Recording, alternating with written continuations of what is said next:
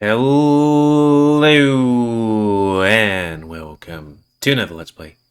Me, GamerWolfSix of Echo. Before we start, if you're interested in playing this game, you can get it for free on itch.io. But if you want to support the people that made this game and get early access to their, newer games, then you can go to their Patreon, which is $3 a month. So, on the last Let's Play, we were walking towards Echo through the wilderness and found a van that was actually in the opposite direction of Echo. And it was a ghost van because it mysteriously turned on with nobody in it, and had Micro's camera in it that he lost years ago. And also the voice of Ghost Chase. And we learned two things. One, that Leo had a relationship with Micah before, me and him got together. Granted, Leo was 16 and Micah was 13, so yeah. And that also, basically, when the main character left, Leo pretended that, what's his name? Chase was there, to make himself feel better. But then as time went on, it became more and more real, and would talk back to him, and that's where Shadow Chase came from. Leo's loneliness and desperation. Woof. Just could have gotten back together with Micah when he became of age. And now we're continuing on. Hopefully. Yeah, hopefully. Where's that face? Boop. Jenna rubs her face into her pads of her paws. She's shaken, nerves frazzled. Mike and Leo too. Though I just feel numb. All this insane shit is happening around me, and it's like a dream. Something not even real.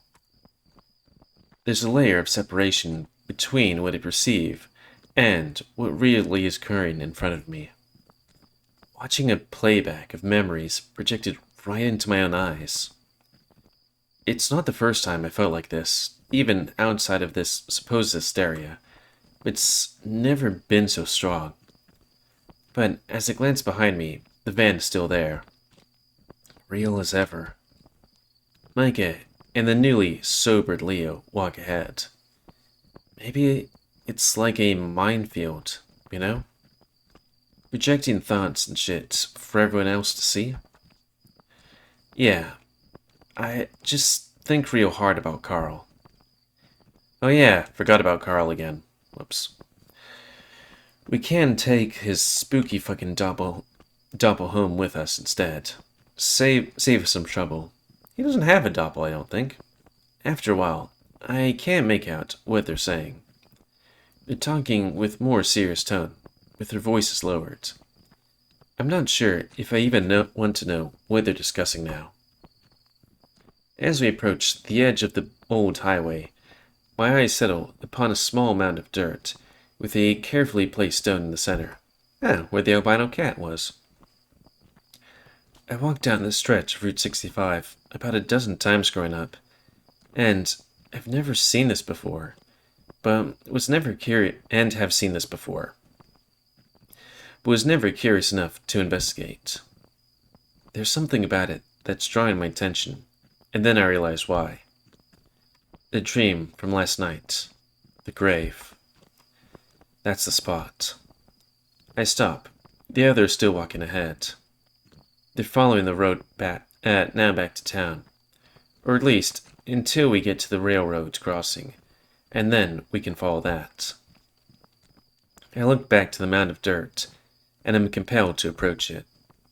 Without really thinking, I'm on my knees. I guess we dig. What? Just do it. Next thing I know, I am scooping the tips of my paws through the packed soil, digging up dirt, and tossing the clumps aside. I don't know why I'm doing this. I close my eyes, trying to snap out of it. It doesn't help, and soon there's this musty smell in the air, like the inside of an old attic. I've managed to dig about a foot down into the earth so far, and the smell is only growing stronger. At about 2 feet down, something solid touches my fingertips. Okay, maybe the soil is different out here, but that is quite a bit of a dig. And what about the other people? How long are you taking? I keep going, dusting off around whatever it is. The surface is curved and cracked in places, like pottery. Even before I get all the dirt off, I have a hunch of what it is. Also, I'm not what would be the term for like graves and stuff and bodies, but wouldn't that just be bones now? I don't know. Two empty sockets stare up at me, and I stare back. Hello. A voice plays in my head, much more profound than I've ever heard before. After all this time, to end up here. The voice almost sounds like it sighs, then goes silent. Are you the guy in the grave? Well, duh! I ask the voice, which rings more clearly with each passing word. The way he sounds, it's like he's here, despite the unnatural cadence. The voice in my head? I whisper to the skull, compelled to touch it. Any skin or fur has long since rotted away, and the head itself is a yellowed ivory color. His clothes, from what are visible, are in tatters, but the remains of a buttoned-up shirt and suspenders can still be seen. The voice doesn't respond, so I ask another question. Who are you? A tumbleweed rolls along the road in front of me, the others getting further and further away. Instead of responding, I feel myself begin to dig further down, scooping out more mounds of dirt, until something leather and small can be seen. A hardy little wallet, with a snake emblem pressed into the center. Flipping it open, several business cards and dollar bills practically dissolve to the exposed air, though there is a plastic ID card in the back. It's a driver's license, clearly decades old, with the faded ink of several stamps covering most of it. What text can be seen is an old-timey typewriter font. Wipe my thumb across the surface, wiping away the dirt and grime. I wonder if it's somebody where you're supposed to know, you know? Samuel Ayers. Date of birth, 1809.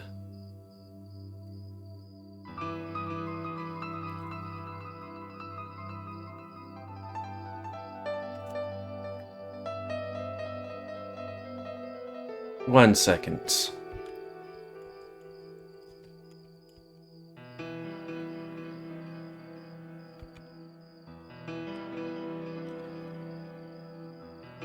Huh. Really? So that's how he ends up. And for those of you that don't know, this is the main character from the game The Smoke Room. Man.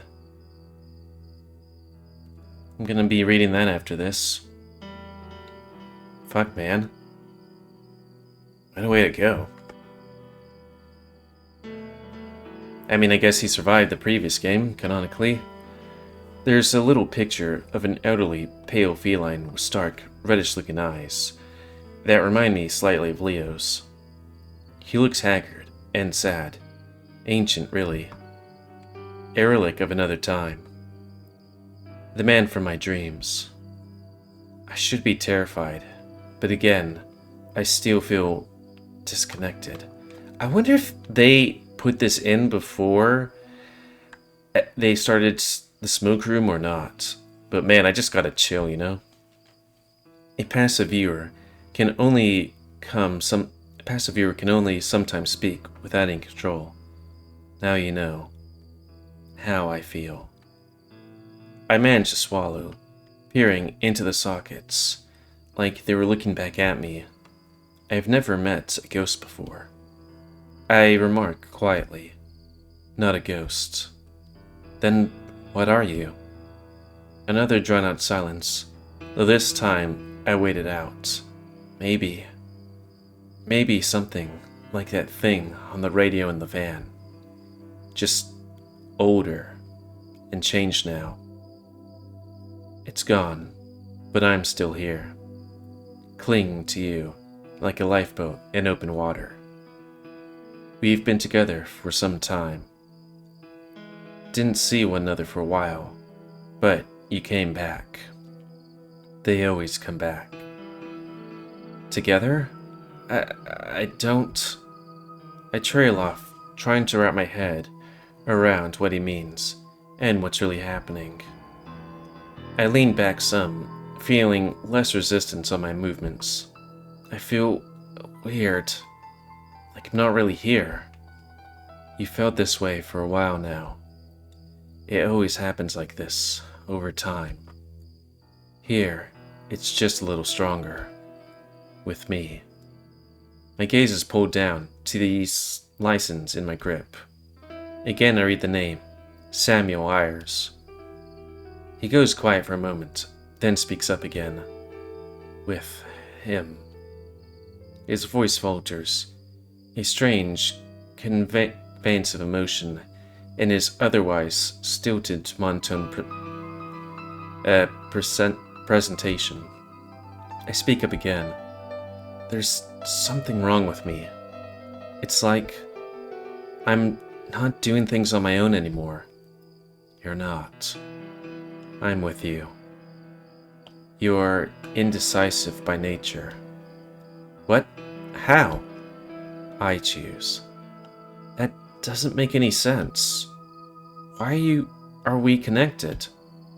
How do I make this all go away? He says nothing, but I can hear him rumbling, stirring.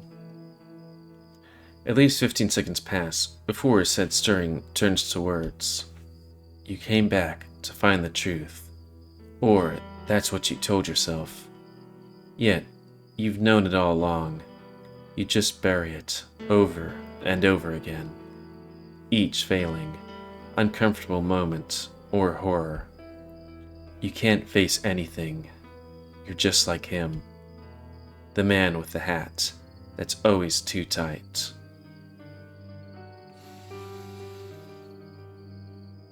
I'm trying to think, but I'm not sure. Is he talking about the kid we murdered's father that was wearing the hunting thing that, ran over Mr. Ayers? Rains splattered on fresh grass, pine needles, and a whimpering child. Ah, I'm right. I don't... You are weak. You are pathetic. There's a pause, and again his tone shifts. A deviation from his uniform speaking pattern. His voice sounds softer, distant, like an echo of something said far away. Hey, they said the game! Be safe, kid. Before I have time to comprehend anything, I hear footsteps upon the asphalt in front of me. Chase, what are you still doing back here? What are you looking at? Jenna steps closer, peering into the little hole I had dug. She thins her lips. Oh. What's going on? Leo's booming voice calls out from down the highway, the wolf looking back at us. Jenna just stares at the desiccated remains for a moment before calling back. Chase dug up an old corpse. God damn it, Chase. Jenna sighs, resting her paws on her knees and letting her head hang down. What he said. She looks up after a moment, spying the card on my hand. Is that an idea? ID? Or she means what he said. Yeah, Samuel Ayers is the name. I think he's the one that got hit by the van. Oh. She looks off to the side. Great. Huh? What, Chase? She responds, exacerbated. Don't you care? Someone died here. I think you matter somehow. To me? Chase. Her eyes drift into the skull outcropping of the mound of dirt. God, I've passed this so many times, just out here walking, never knowing there was a person buried here. How old is the ID card? I squint some of the smudged text. 70s, I think.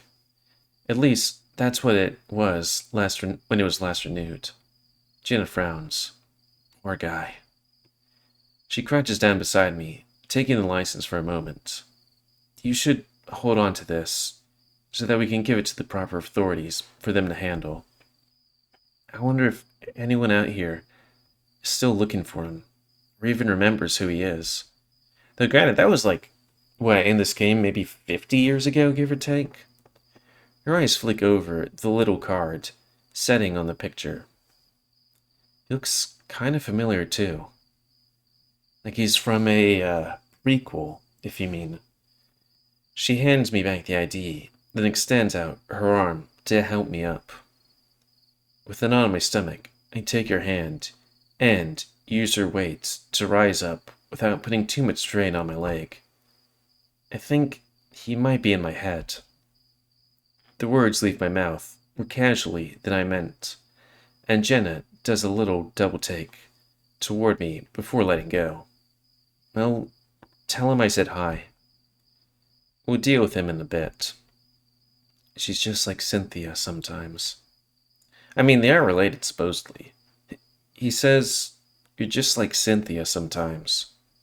Jenna stares at me, then the grave, then back to me.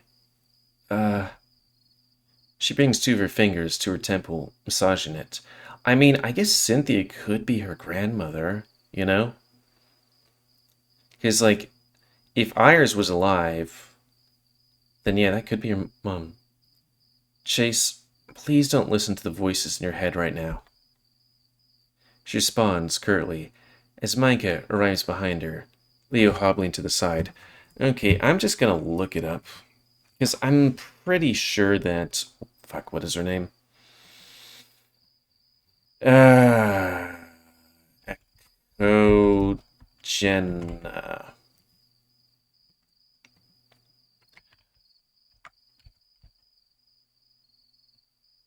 Okay, was Sam... Yeah, it is Sam. Okay, it just says was Sam comparing her to Cynthia, but it doesn't say anything else about that.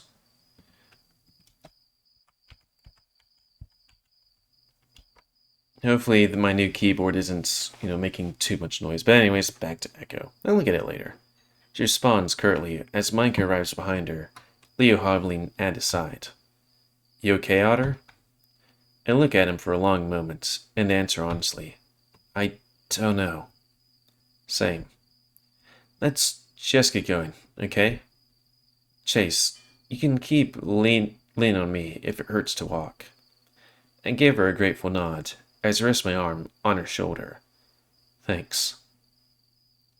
As we head off, Micah lingers a little behind us, staring into the shallow grave. He steps off the road, pushing the dirt I'd removed back in the hole with a few hasty swipes of his foot. Before anyone can ask what he's doing, he catches back up with us, staring straight ahead.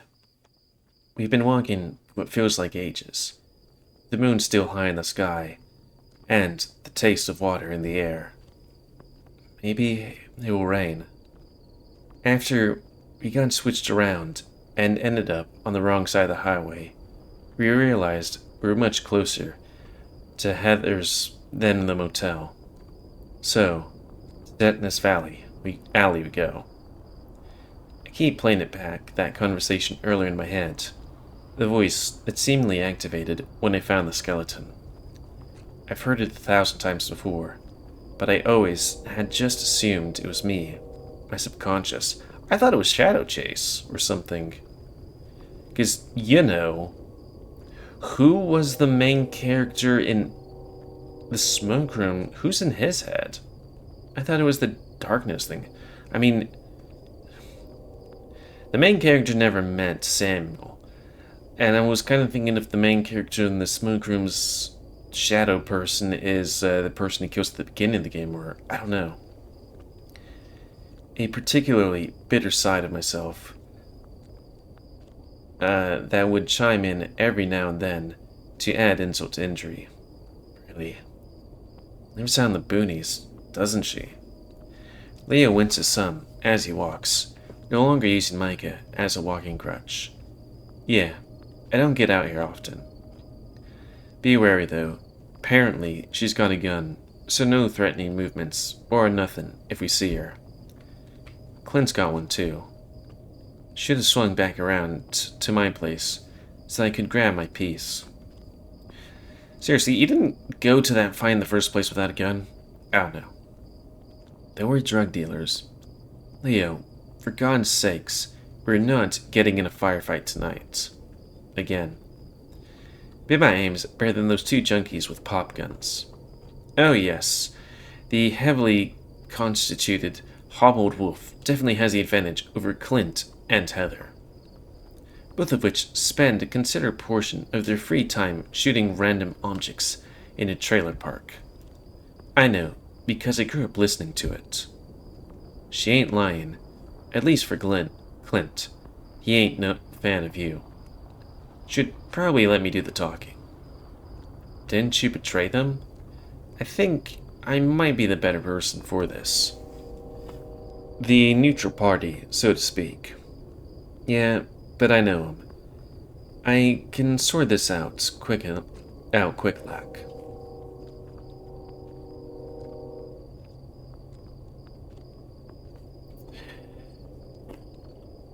Oh, I'm wondering if this is a choice. I don't think this is like a big choice. Oh, trust Micah? Well, I presume Micah's the one who would generally know how to talk him down.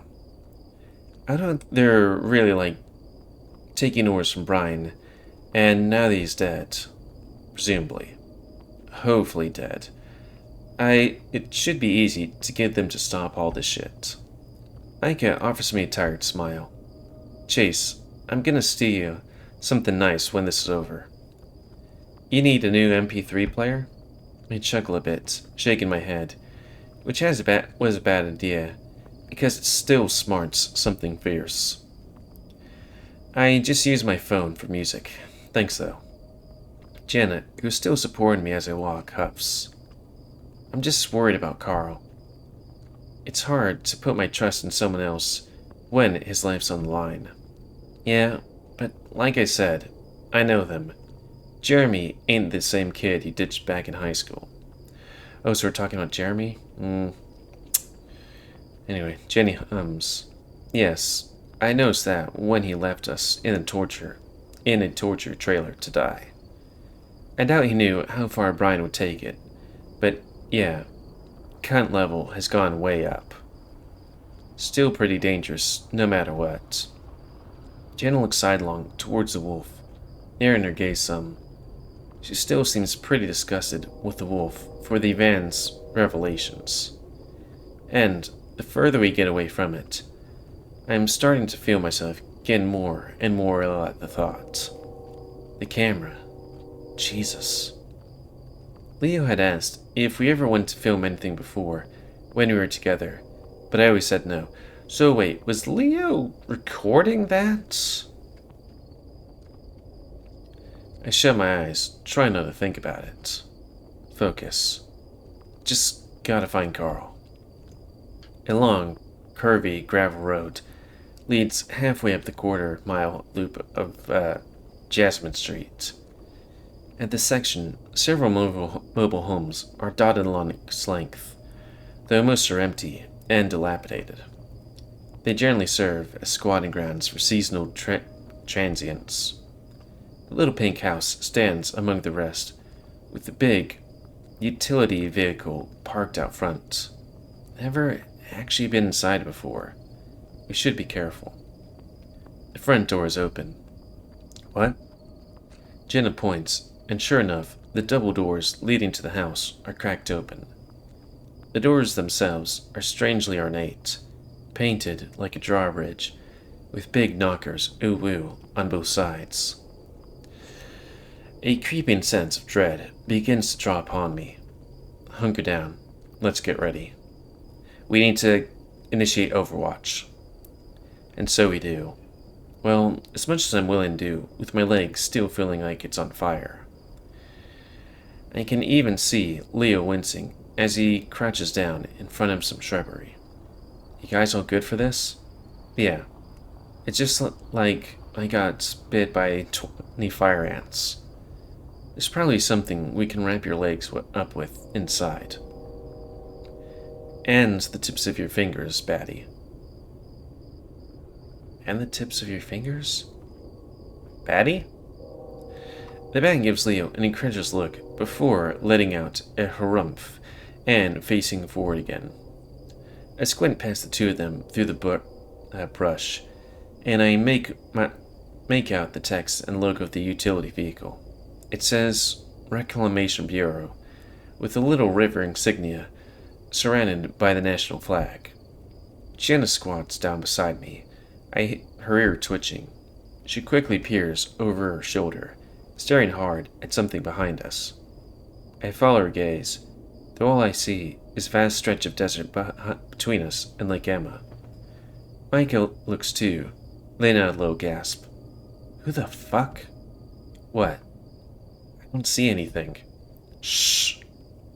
Jenna places her paw on my lips. Ooh. I frown, peering past her fingers into the dark. Finally, I can hear something. Twig snapping, quick footsteps, and maybe some panting. There's a rumbling behind it too that sounds almost mechanical in nature. Well, I'm not sure how long this thing will last, but I think that's a cliffhanger to call it. What are we gonna do? I mean, I'm gonna continue in the next couple of minutes, but you're gonna have to wait. It's, partially because I'm a joik who's like, I'm gonna give you guys a cliffhanger, but also partly like, I don't know how long this scene would last, so it's probably a good idea to go ooh ooh. Because, again, kind of like when the main character went around back. It could have been a minute or two, or it could have been a long time. Which was a long time. It was an entire video, of him talking to Moika. But yeah, that's going to be the end of this Let's Play.